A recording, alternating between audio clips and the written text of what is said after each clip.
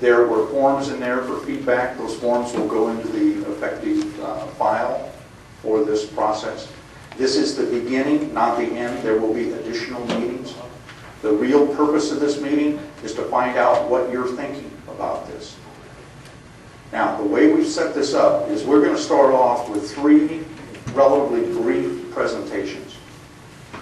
And going over those, Eric Dittmer is here. Eric Dittmer from Southern Oregon University will give us a brief presentation on the history and the background of the dam.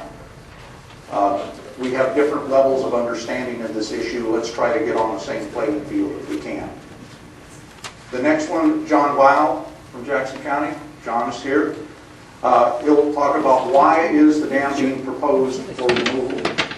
And note that the term is proposed. No decision has been made on this. The county commissioners have to make that decision if it moves ahead, and whatever form that removal takes. And finally, Craig Harper. Craig, are you here? Craig is here from the Rogue Valley Council of Governments. He's going to talk about recent studies and regulatory implications. All of those will take maybe, at most, 10 minutes apiece. So I'm going to ask you to hold your questions for them until we get into the time for the speaking. Now, I have access to this great, huge list of people who've signed up, and I can walk through all those names. But if you would right now, just for me to have an idea of how many people want to speak, people who want to speak, just hold your hand up at this point. So we have a pretty significant number. You don't have to, but you can. It looks to me like we've got at least 25 people who want to speak. So we're going to have a microphone that you can speak into. We'll hand that to you. We'll move around. I'll look at the amount of time we have, and I'll divide that up accordingly. So you're not going to get 20 minutes to stand up there and tell us your life story and so on and so forth, but you will have an opportunity to address the crowd. And this program, this meeting is being recorded, so we'll be able to produce minutes that will be part of the report. Okay? What else? At the end, we'll talk about next steps briefly, but I think you're going to hear some of the things you may have questions about. But you certainly will have, I hope, ample opportunity for those who want to speak to address your concerns about this issue and to address any questions. Now, I know that some questions it may not be possible to answer because this early on in the process, not all the data and the information is available to answer that. But we will work with what we have. So let's get right into the program. And Eric, if you can start with a brief history and background of Gold Ray Dam. Thank you, John. Can everybody hear me all right? We have a couple of empty chairs here and 2 over here. Those of you who would like to move up and take those. Anyone who's sitting next to an empty chair, if you could raise your hand. All right, thank you.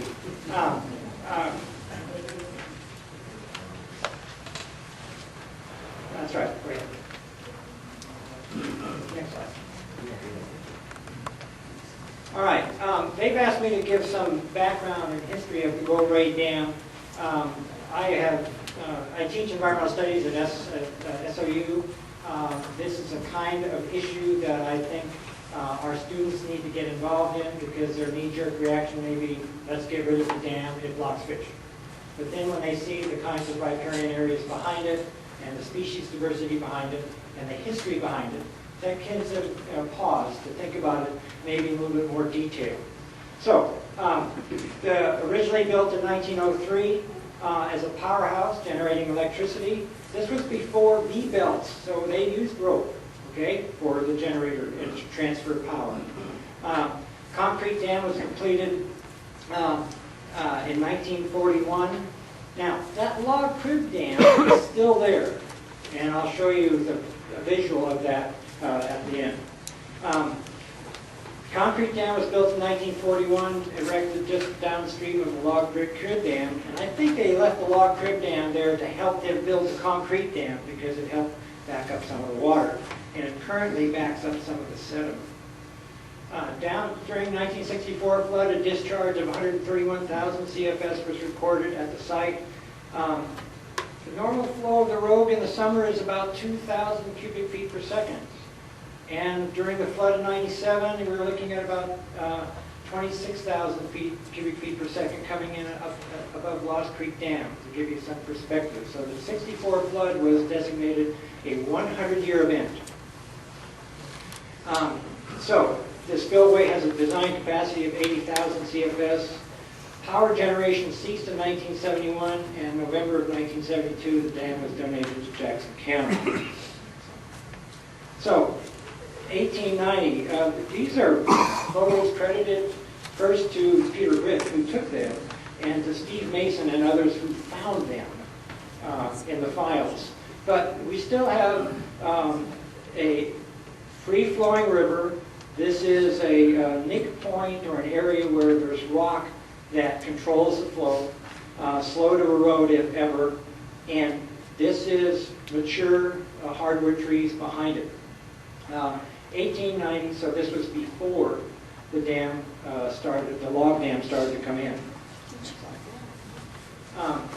Just prior to construction, around 1900, you can see the mature trees. This is the Rogue River.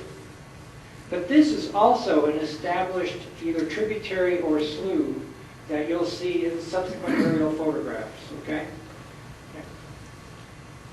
So, the construction of the log crib dam, the railroad would be that, and the background, that's the dirt road also that you can take now to go view the dam if you're not on a boat. So this is the construction of the log crib dam. It's a curved structure. Now, the dam is in place. There's also a foot vehicle bridge here to cross the Rogue River, but it is no longer there. It came out during one of the floods after 1950. This is the railroad. And this is, the power generation facility was just starting. Not much in the way of fish ladder or fish passage at this point. And now, the backwater of the dam. Now, the log crib dam is about 4 feet lower than the concrete dam that exists now, but there's still backwater effects that came into some of the hardwood areas. The Rogue River is back in here, but we still have an incoming slough or tributary or canal that pokes back up in there. Okay, next. So the first of our aerials, now we have airplanes. Okay, it's a lot easier to take aerials. Here's the Rogue River. There's the dam. This is the Kelly Slough backwater. This is a canal or channel that is very popular to take that gets you back to the river. You have the portage right about there. This has at various times been silted in, and sometimes you have to carry your canoe through there. This is a blackberry person's paradise, and toads and frogs and all that. So now, this is 1952, okay?